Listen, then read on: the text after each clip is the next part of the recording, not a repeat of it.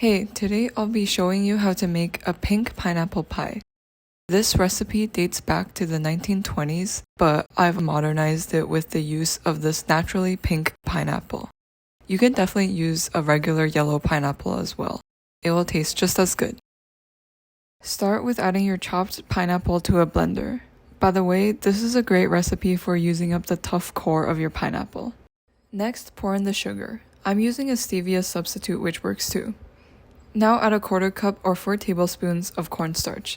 Please do not substitute tapioca starch or else you'll end up with a goopy and sticky pie filling. We're going to take this away and blend it up nice and smooth. Pour this blended mixture into a small saucepan over medium heat.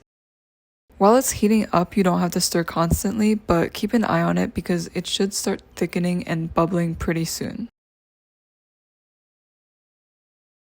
See that?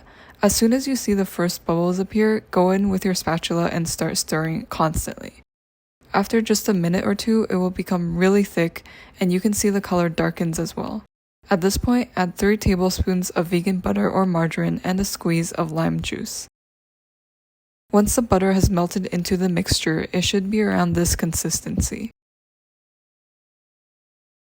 Take it off the heat and pour it into a pre-baked pie shell. For this video, I was experimenting with a new gluten-free pie crust.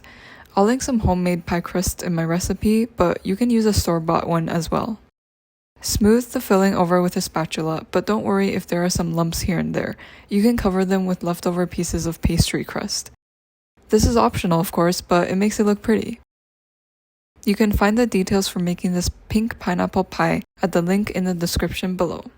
Thanks for watching!